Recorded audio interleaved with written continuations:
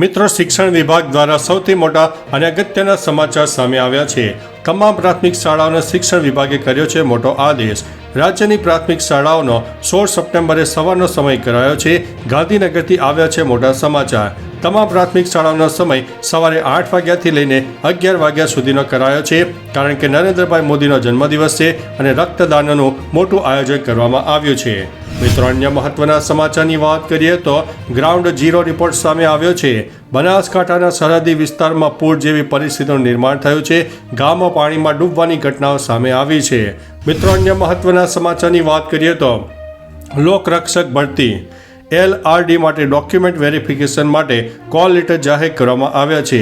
જે ઉમેદવારો પ્રથમ તબક્કો સફળતાપૂર્વક પાસ કર્યો છે તેઓ હવે દસ્તાવેજ ચકાસણી તબક્કામાં આગળ વધી શકે છે।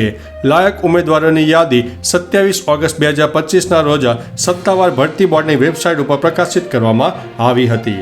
મિત્રો, અન્ય મહત્વના સમાચારની વાત કરીએ તો ગૃહમંત્રી અમિત શાહે ગુજરાતના સાણંદમાં 66 કરોડ રૂપિયાના વિકાસ પ્રોજેક્ટનું ઉદ્ઘાટન અને શિલાન્યાસ કર્યો છે। મિત્રો, અન્ય મહત્વના સમાચારની વાત કરીએ તો ઇઝરાયલના નાણામંત્રી બેઝાલેલ સ્ટ્રોમીએ ગુજરાતના મુખ્યમંત્રી સાથે મુલાકાત કરી છે। રોકાણો અને ભારત અને ઇઝરાયલ સહયોગ અંગે કરી છે ચર્ચા।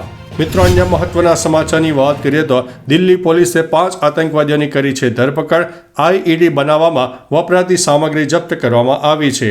મિત્રો, અન્ય મહત્વના સમાચારની વાત કરીએ તો સૈયદ રાજપરા અને નવા બંદર નજીક ફિશરીઝ કચેરીની સ્થાપના કરવા ઉનાના માછીમારોની માગ સામે આવી છે। મિત્રો, અન્ય મહત્વના સમાચારની વાત કરીએ તો ગુજરાત શિક્ષણ બોર્ડનો નવો નિર્ણય, હવે ફી ચૂકવણી માટે ઓનલાઈન સુવિધા પણ ઉપલબ્ધ કરાવવામાં આવશે। મિત્રો, અન્ય મહત્વના સમાચારની વાત કરીએ તો રાહુલ ગાંધીને જૂનાગઢના સોરઠિયા પરિવારનું ચા પીવાનું નિમંત્રણ સામે આવ્યું છે। પૂર્વ વડાપ્રધાન રાજીવ ગાંધી પણ લઈ ચૂક્યા છે આ જગ્યાની મુલાકાત। મિત્રો, અન્ય મહત્વના સમાચારની વાત કરીએ તો બારડોલીથી સોમનાથ સુધી સરદાર સન્માન યાત્રાનો પ્રારંભ।